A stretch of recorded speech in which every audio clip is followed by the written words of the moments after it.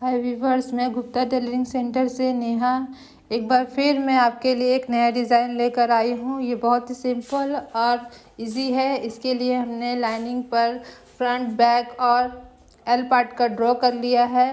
मैं बताती हूँ कि हमने बैक पार्ट का लेंथ कितना लिया है। हमने बैक पार्ट का लेंथ लिया है 15 इंच, चेस्ट लिया है 9.5 इंच और वेस्ट लिया है 9.5 इंच। 2 इंच का मार्जिन रखते हुए हम बैक पार्ट का फुल पिक्चर ड्रॉ कर लेंगे। ड्रॉ करने के बाद हम बताते हैं कि ये जो जैसा हम गला का कटिंग इस बार रख रहे हैं उसके लिए शोल्डर से 3 इंच पे दाग लगा लेंगे और 4.5 इंच की नीचे से लेंथ लेते हुए जितनी हमारी कस्टमर की रिक्वायर्ड है उतनी लेते हुए उसका दाग लगा लेते हैं। फिर जितना ही 3 इंच हमने ऊपर लिया था उतना ही 3 इंच हम 4.5 इंच पे लेंगे और दोनों लाइन को ड्रॉ कर कर हम गले की शेप को ड्रॉ कर लेंगे। गले के शेप स्वीटहार्ट नेक है, पर एक ट्विस्ट है कि इसमें बीच में कट है और बटन से उसे स्टिच किया हुआ है। अब मैं बताती हूँ कि बैक पार्ट का फुल पार्ट कौन सा है ड्रॉ करके।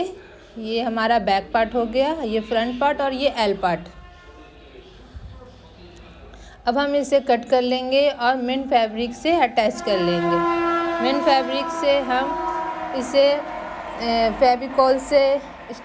फेविकॉल से या डेनलाइट से हम स्टिक करते हैं। आप चाहें तो टाके भी लगा सकते हैं। फेविकॉल से या डेनलाइट से लगाने से बहुत ही काम जल्दी हो जाता है।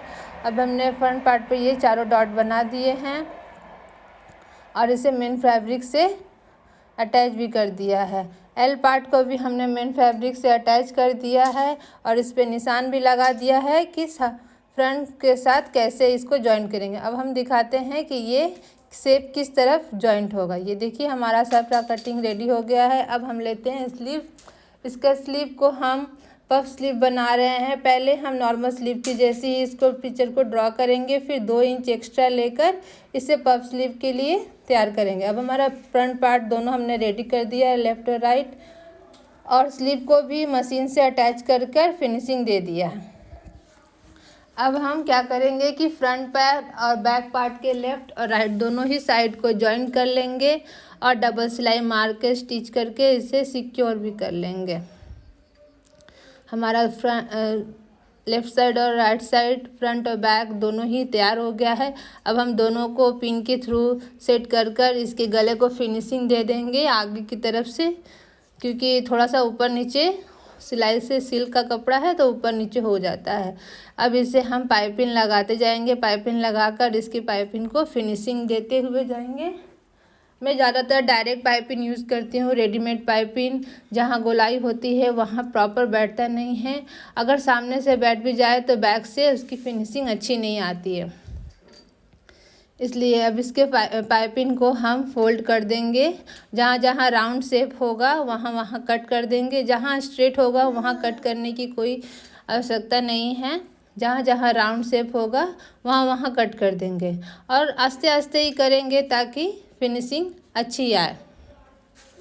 ये हमारा छोटू सा क्यूट सा बेबी बीच में घुस घुस के परेशान कर रहा है और हमको काम करने नहीं दे रहा।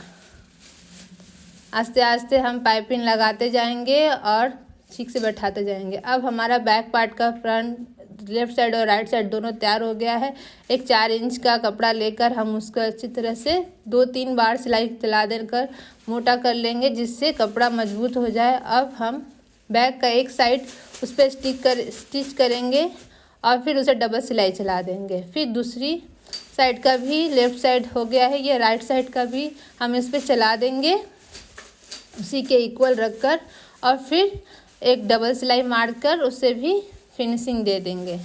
बीच का कोनी अगर राउंड शेप में है, प्रॉपर नहीं निकलता है तो उसे किसी नुकीली चीज़ की मदद से निकाल कर उसका देखिए ये हो गया हमारा शेप तैयार। अब हम इसे डबल कर कर इसके डार्ट का दाग लगा लेते हैं और दोनों तरफ एक एक डार्ट लगा लेते हैं।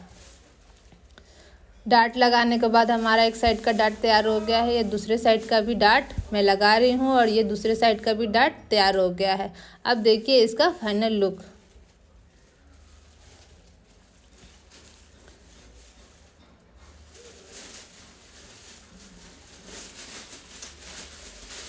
नीचे ये कपड़ा बार बार सिल्क था, इसलिए वो बार बार खसक जा रहा था, इसलिए इसको सिलाई लगाकर मैंने सिक्योर कर लिया। अब हम आते हैं स्लीव्स के। स्लीव्स को हाफ एंड हाफ करके उसे बीच में सेंटर से कट लगा लेते हैं। शोल्डर के सेंटर को स्लीव के सेंटर को आलपिन से ज्वाइन कर देंगे। ज्वाइन करने के बाद स्लीव को जोड़ना शुरू करेंगे। जोड़ते हुए जब हम प्लीट करने की तरफ आएंगे तो प्लीट को हम ज्वाइन करने के दोनों ही लेफ्ट साइड और राइट साइड छोटे छोटे प्लीट लगाते हुए जाएंगे और ज्वाइन करते जाएंगे। फिर इसे डबल सिलाई लगाकर इसकी सिलाई को सिक्योर कर लेंगे। ऐसे ही हम लेफ्ट साइड के स्लीव को और राइट साइड के स्लीव को दोनों स्लीव को लगा लेते हैं और डबल सिलाई लगाकर दोनों ही स्लीव को अच्छे से सिक्योर कर लेते हैं ताकि सिलाई मजबूत हो जाए। और दोनों ही स्लीव के पार्ट को ज्वाइन कर हम इसे सिलाई लगा लेते हैं। फिर इसे नीचे पट्टी लगाते हैं। पट्टी को फोल्ड कर फिर एक सिलाई लगा लेते हैं ताकि हेमिंग करने में हमें बार बार करना ना पड़े। फिर हेम काज करने के बाद और हुक लगाने के बाद हम इसे जो हमारी कस्टमर की फिटिंग साइज है उसे फिटिंग साइज पे नाप लगाकर इसे सिलाई कर लेते हैं और ये हमारा ब्लाउज का फुल पार्ट रेडी हो गया। अब हम आते हैं डोरी और लटकन के तरफ। हमने एक लंबा 3 इंच का कपड़ा लेकर प्लीट कर लिया है। प्लीट करने के बाद हमारे बॉर्डर से कुछ कपड़े बच गए थे, उसे ट्रायंगल शेप में कट कर लिया है और स्प्लिट वाले कपड़े को ट्रायंगल शेप में स्टिच करते जाएंगे। देखिए हमारा इस तरह का लटकन तैयार होके सिलाई होके आया है। अब इसके बाद हम जो एक्स्ट्रा पार्ट है उसे कट कर लेंगे। उसी शेप में जिस शेप में ट्रायंगल शेप कट हुआ है उसे लाइनिंग पे रख कर स्टिच कर लेंगे। स्टिच करने के बाद जो हमारा एक्स्ट्रा कपड़ा है या फिर जो कपड़ा एक्स्ट्रा निकला हुआ है उसे कट करके एक प्रॉपर शेप दे देंगे। अब हम इसमें डबल सिलाई लगाएंगे।